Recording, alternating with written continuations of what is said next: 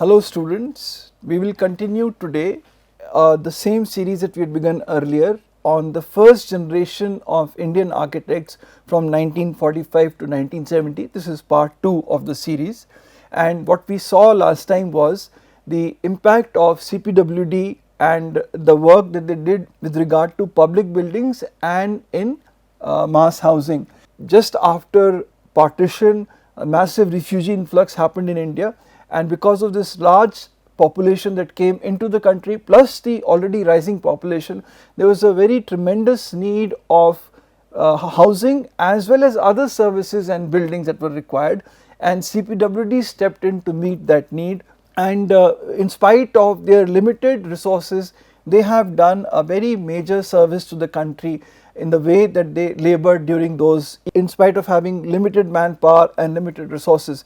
The other thing we looked at yesterday was the way they approached the public buildings in Delhi, because Delhi already had a very strong urban design scheme that had been designed and built by Lutyens and Baker and their entire team, and this was predominantly colonial, and so they had an alternative model of modernism. And modernism said that we should rather break away from the past and go for a new format for creativity.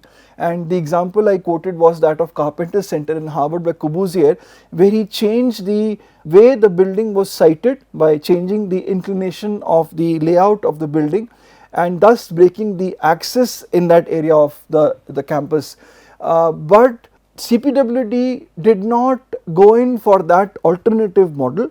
They continued with the same existing urban design model of Lutyens and Baker, and they did bring in symmetrically organized buildings on both sides of the Rajpath, but the difference in their buildings and the buildings done earlier by the British was that they had gone in for a neoclassical building with traditional Indian elements, whereas CPWD, they went in for modernist buildings with traditional Indian elements. That's a very simple way of presenting it. One of the iconic buildings they did during this time was the Vigyan Bhavan in New Delhi by R.L. Gehlot in 1955, just designed for large international conferences.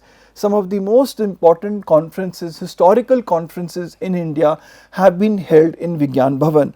And so this Vigyan Bhavan is completely modern in its planning, having this large central auditorium hall and the surrounding facilities. But on the exterior facade of the building, we have elements of Buddhist, Hindu and Mughal architecture.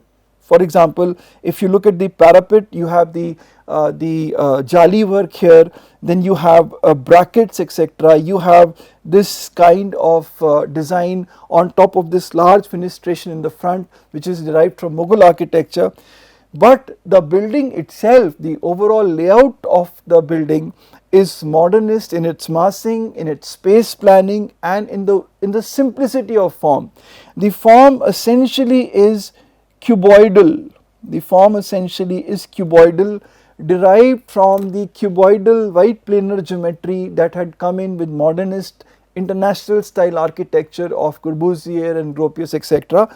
And this architectural pattern, the mix of this modernist space planning, massing and form simplicity along with traditional elements on the outside, was followed by CPWD in many of its public buildings. So here in this example, the large entrance of the Vigyan Bhavan is actually in black marble and glass, and it's so obvious that it has been derived from the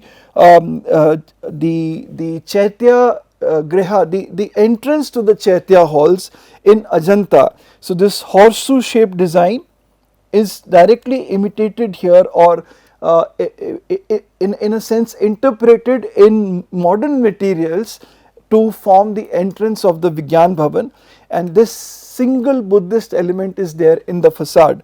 Now this is a very important design point, and the designers deliberately implemented it because they knew that this conference center would become a hub for international conferences, and thus it would be able to draw international attention with this very iconic entrance to the building. And so the building is not truly integrated.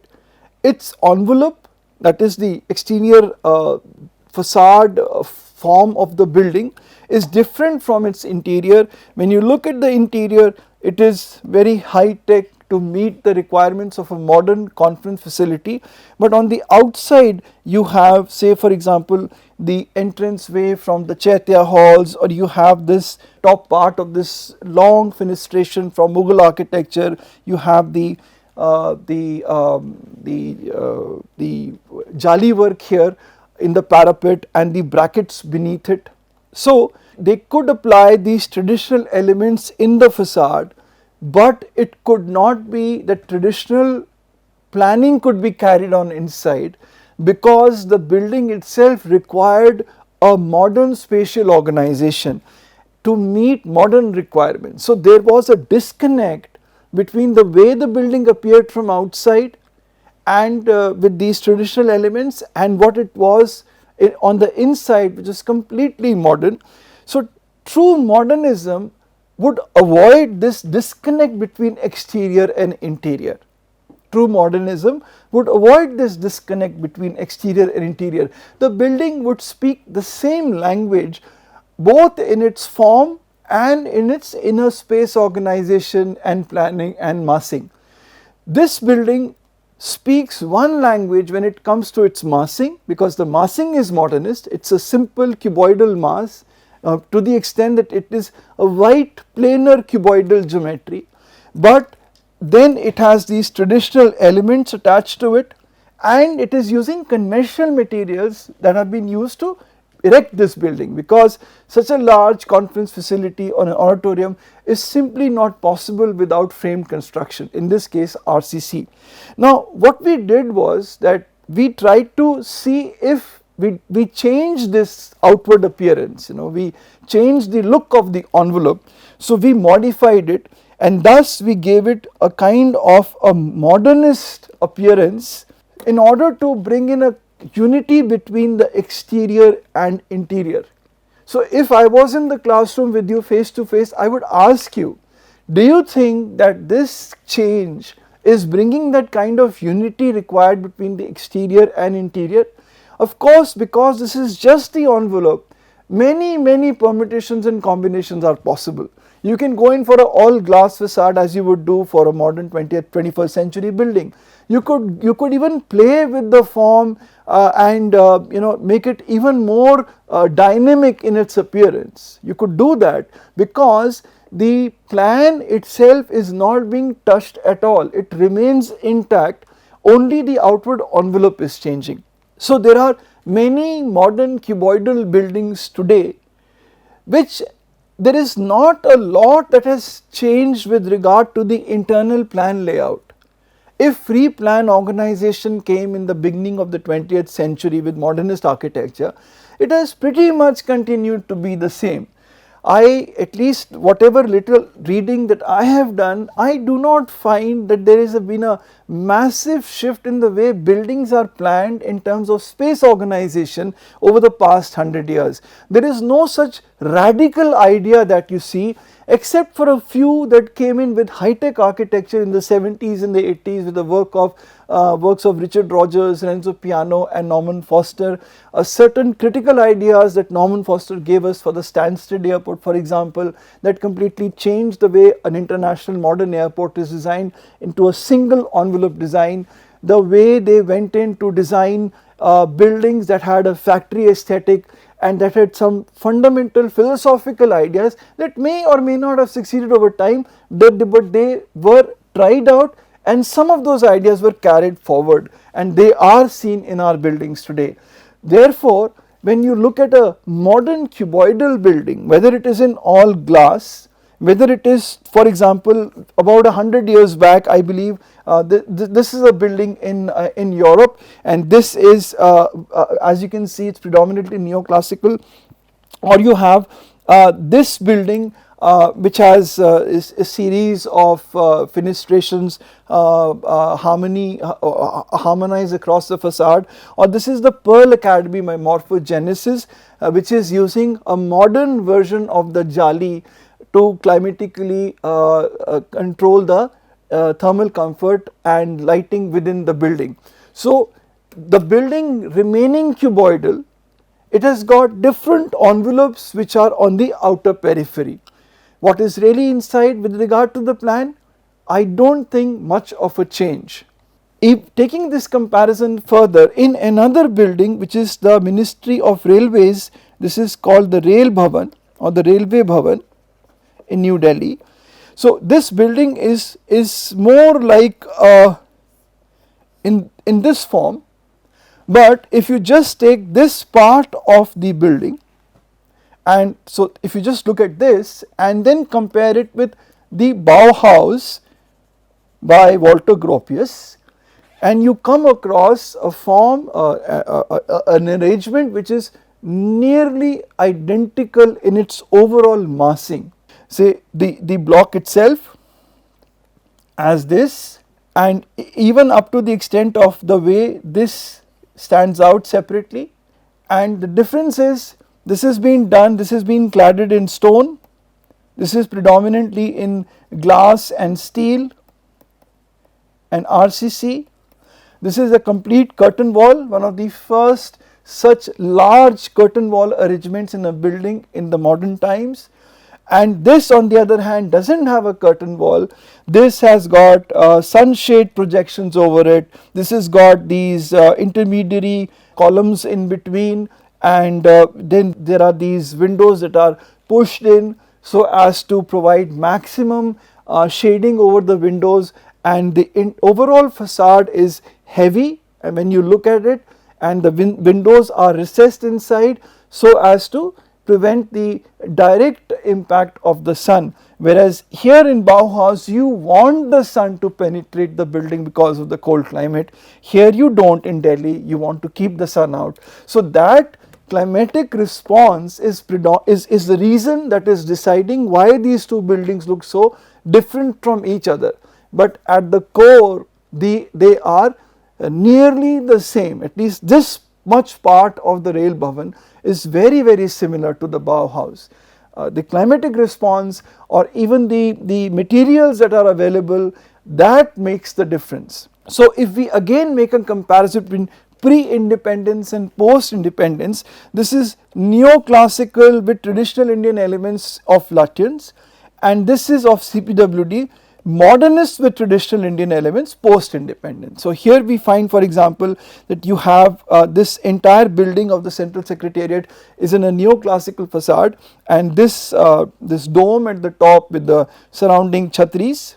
So the chhatris are from traditional Indian architecture, and here this building form is modernist, and the chhatri is then added on as a traditional element.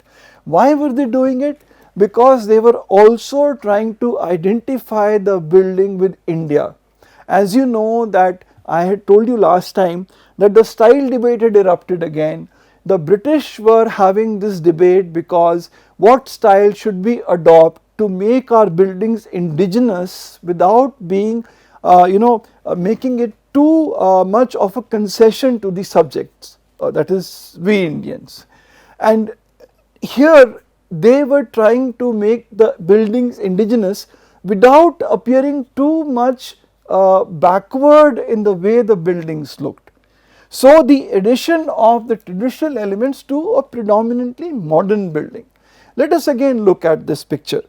This is the neoclassical building, Central Secretariat, and in this image, if you see carefully, the chhatris have been taken out. So this is now in a sense a purely neoclassical building. Taking the same argument forward, in this building the dome or the Indian traditional dome has been taken out. Call it, it's a larger chhatri that has been taken out, and so now what you have is a modernist building, more like of the flavor of the Soviet Union style of heavy set building that you have here. So this is what happens to the building just by removing the elements that have been added. And the interesting thing is that the removal of the elements are in no way changing the building at all. The building continues to remain exactly as it is. There is no damage done to the structure and no change done to the functional organization of the building. It remains just as it is. It is like an ornament added that somebody is wearing. So you take off the ornament, nothing changes. Only the way the person looked in appearance, this has undergone a slight change.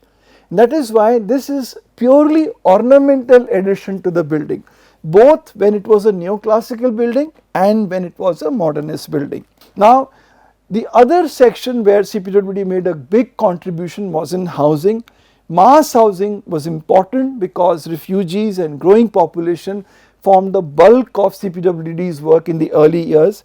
The major public buildings, as I just mentioned, they were influenced by Lutyens and Baker, but in housing they showed great affinity to modernist ideals. Housing, wherever they built in Delhi, for example, it did not have any addition of any traditional element. There were simple cuboidal blocks in the modernist form.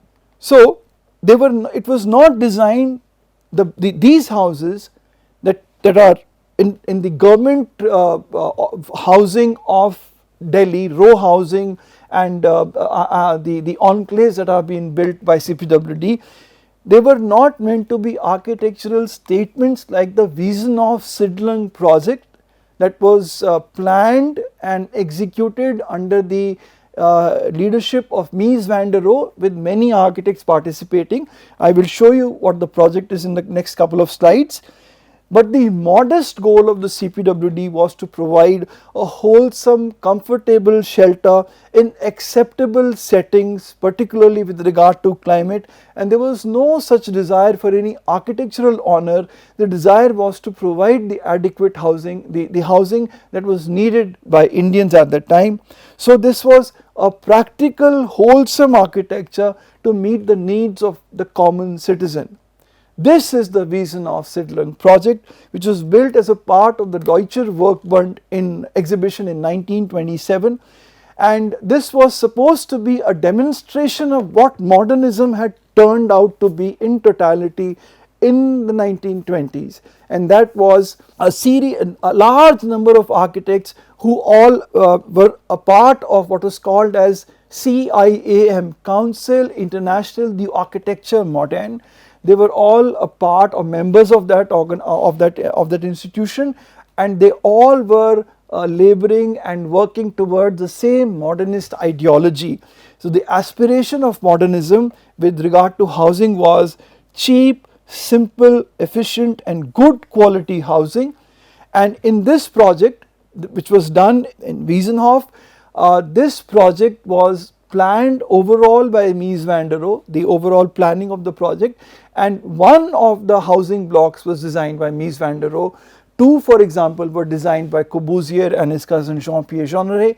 So in all there were 21 buildings and 16 dwellings, with about 17 European architects participating like Corbusier and Bruno Taut, Hans Mayer, Hans Scharoun, Walter Gropius, etc. And this project had variation in form. The buildings were in form, they were different from each other. This is a work by Corbusier, for example. This is the housing block by Mies van der Rohe, for example.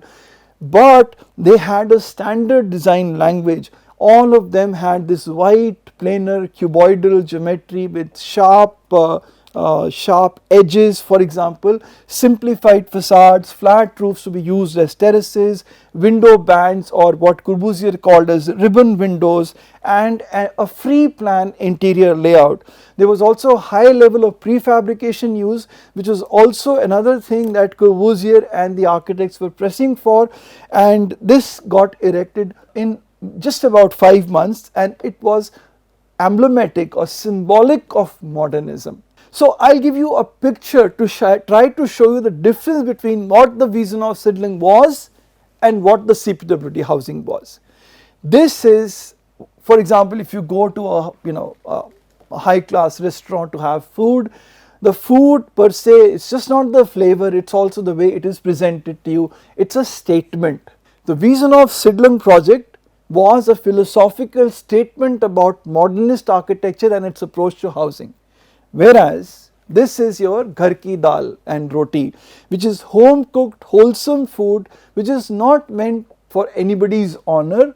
It is meant to give you a good, nice, nutritious meal. And that is, in a sense, what I want to say was what CPWD was doing. A nice, wholesome housing to meet the needs of the common citizen. On the other hand, there was also the work of the industrial city, City Industrial by Tony Garnier from 1901 to 1904, and the entire city layout, we will not be studying this, the organization of the City Industrial, but the entire city layout, the way the greens have been organized, the way the houses have been organized, they are simple cuboidal mass blocks. Corbusier and Gropius were both influenced by Tony Garnier, and we also see the impact of this industrial city in the vision of Sidlung project. Now we see the same impact in the housing by CPWD, whether it was in colonies like Kaka Nagar, Bapa Nagar, Lakshmi Bai Nagar, Sarojini Nagar in Delhi. Those of you who are from Delhi and nearby places or been to Delhi know these places. These are known colonies in which the government employees and officers live in Delhi, and these are, for example, Netaji Nagar, Lakshmi Bai Nagar and Bapa Nagar, etc., and they bear a remarkable similarity to the industrial city by Tony Garnier. But after the 1960s, CPWDs, PWDs, DDA, HUTCO, NBCC, all of them have shifted more towards high density housing. Like one of the early beginnings was made by CPWD in the work of Habib Rahman in the housing in RK Puram. This is the one, and others followed throughout the country. It is similar appearance throughout the country, and it has a modernist siting principle that there are rows of these tall buildings or multi-storied housing rather than enclaves, which was what CPWD was doing earlier. These were enclaves, and or rather you can also, simple word in Delhi, you call them colonies, and here you have row housing or tall apartment blocks, and this is carried on into the 21st century. Now a lot of private players, private developers are already there, and the latest developments taking place in Gurgaon, Bangalore, Pune, Lucknow and other parts of the country, as I showed you in the introduction slide. They are all coming up in this high rise apartment format. So this was also a similar global image in the 1960s. For example, one of the earliest projects where an entire united habitation was considered was done in this building in Marseille by Le Corbusier, 1948, called Unity Habitation. You might have studied it as a part of modern world architecture, and there are other such examples from different parts of Europe. Besides what CPWD was doing, a very similar approach was also adopted by leading architectural firms from 1945 to 70 and other PWDs. That many buildings, they were modernist in their overall layout, but they had traditional elements in which they were embellished, or the envelope was traditional Indian made of traditional Indian elements, so as to place the building in an Indian context. For example, the Ashok Hotel by E.B. Doctor in 1955 in New Delhi, one of the most iconic and grand hotels of India post independence. A 5-star hotel, has a very important place in our the social history of Delhi. But the hotel on the inside was a contemporary 5-star hotel, as would be any other 5-star hotel across the globe. So this is what the interiors of Ashok Hotel look out. Of course, these are some of the latest interiors, and the hotel interiors, as you know, keep on undergoing refurbishment and upgradation, renovation again and again. So definitely not the interiors of 55, but also showing at the same time, when you look at this, the spaces have remained the same, the structural system inside has remained the same. They are showing vast expanse of open spaces and large rooms, and then you have the traditional envelope on the outside. Now the impact of these leading architectural firms and PWDs was, if we just consider the example of the Ashok Hotel, let's just focus on this to come up with certain points, because this in a sense is representative of what was happening. Its facade, that is the jali work and the chhatris and the huge jharokas that are there in Ashok Hotel. If you go back to the picture, you see all these brackets here, you see the jali work here, and then the jharokas, and then you have the like a chhatri like format at the top, the chhatris here on the side. So these cantilevered and supported by brackets, like here for example, this entire thing cantilevered out and supported by these massive brackets. Such eclecticism, such collection of mixed languages was considered to be dishonest by the modernists, because they said that this is lacking internal logic. Remember what I said a while back, the modernist way of thinking was that the exterior and interior must speak the same language, but it also became, they started realizing that this has become acceptable because of the limitations of the modernist ideology. Now this is a very interesting point that I am making here. I will be coming back to it after a series of lectures when I talk about regional modernism or critical regionalism, that there were limitations to the modernist ideology. The modernist ideology played a very important role in spreading this movement. This ideology spread globally and impacted architecture everywhere. But over time its limitations also started coming forward. Limitations of being a faceless entity, not linked to the local architecture of that particular region, whether it was Indonesia or any other part of South Asia or Japan or India or anywhere where it went.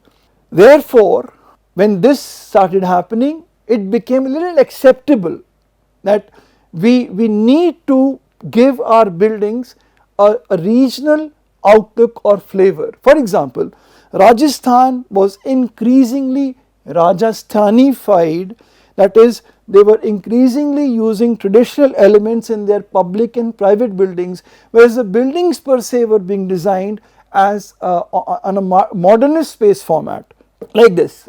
Let us take another lateral example to explain this. Air India flies Boeing aircraft. I am talking about the Air India of old, when it actually started 1950s, 60s, 70s, and when Boeing was brought in into Air India, and Air India continues to fly Boeing. I mean, of course now it has been taken over by the Tatas. Now what do we find here? This is modern technology. Boeings were being flown by every major international carrier, national carriers across the world. Now in order to give it an Indian identity, when Air India aircraft would be parked in an international airport, the identity is not just the logo or the name on the aircraft. The identity would go beyond that by providing this kind of a jharoka over every window. Remove this, nothing happens to the aircraft or the interior decoration with traditional Indian artistic work. So the modern technology, a modern aircraft is made to differentiate with all the other aircraft parked on the tarmac of an international airport simply by these certain features. So when the aircraft flies, for example, it is perfectly modern technology, but it has been given a traditional Indian aesthetic. On the inside, the aircraft has all the modern amenities. That is a lateral example to kind of relate how we were trying to work it out in our buildings. When international guests, for example, come to stay in a Ashok Hotel, they could have stayed in a modern 5-star hotel anywhere in the world, but staying in Ashok would give them a reminder that this is an Indian 5-star hotel because of the way the hotel had been presented in its outward appearance. This explanation that I am giving you, this reason that I am giving you, will undergo a much more mature adaptation as years pass by, and after the next 15 or 20 years from this time, Indian architects wouldn't need to resort to such obvious implementation of traditional elements or obvious addition of traditional elements into their buildings. They will go ahead in the 70s, in the 80s to make modern Indian buildings that do not have such overt representation of traditional elements, but they are easily identified as Indian buildings, whether it is the works of Raj Rewal or Charles Correa and others. Going back again to this period, in the 1950s and 60s, modernism's bold architectural forms and internal design logic captured the hearts and minds of this young generation of Indian architects, whether it was the example of the brutalist example of Monastery La Tourette in France by Le Corbusier, or it is the General Assembly, the Assembly building in Chandigarh by Corbusier, whether it is the work of Oscar Niemeyer in Brasilia, or whether it is the Guggenheim Museum in New York by Frank Lloyd Wright. These international buildings, the marriage, the harmony between the exterior and the interior, the overall organization was greatly appealing to the Indian architects.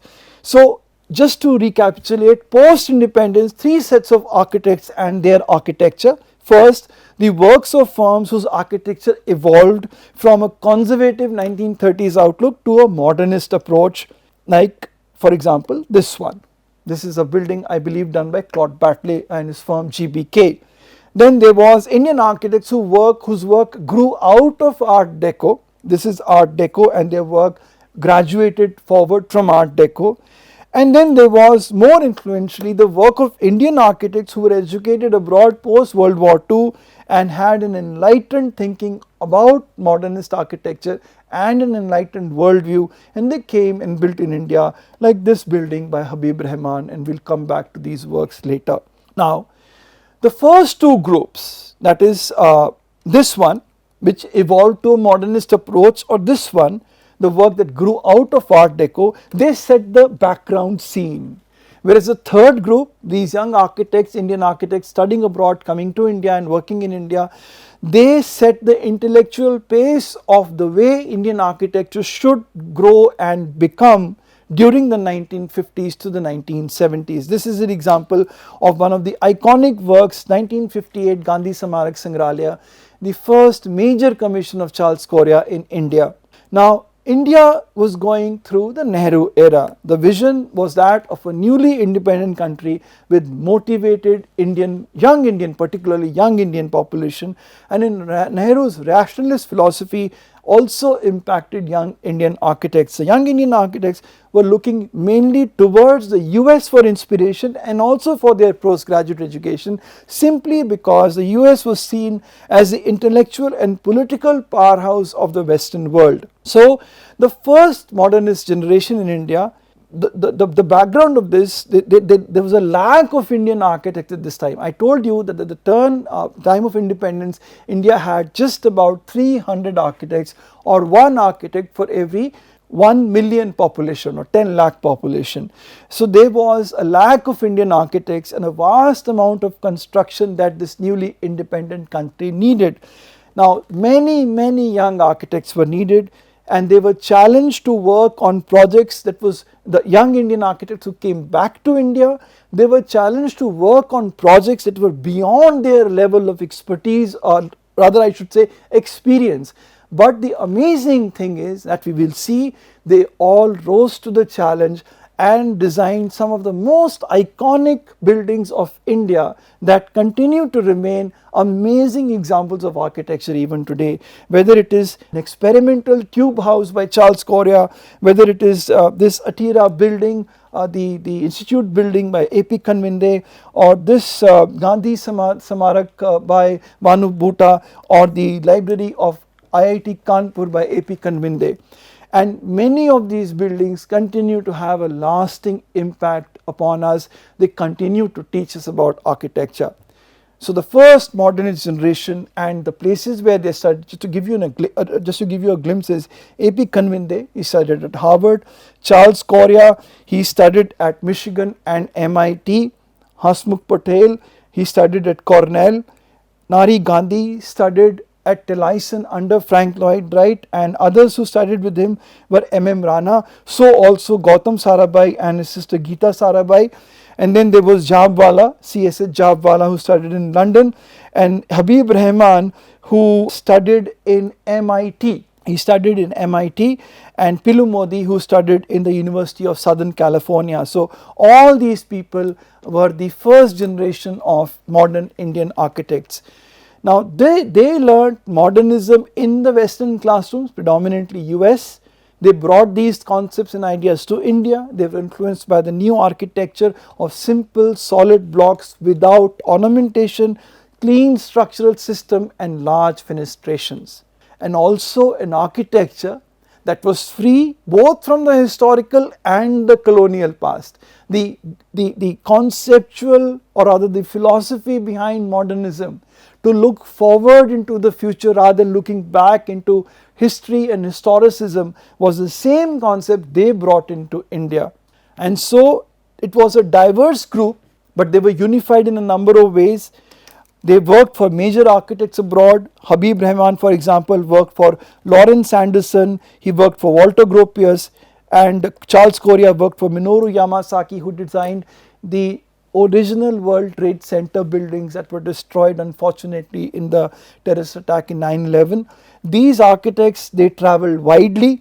They were also influenced by the Bauhaus thinking both directly and indirectly.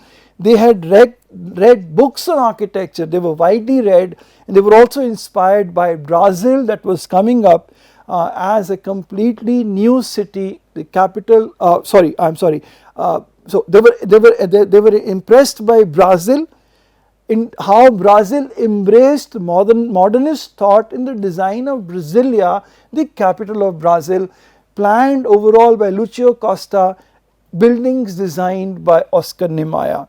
So this is where I would like to stop here today with this second part of first generation, and we will begin next time by looking at the works of some of the first generation architects.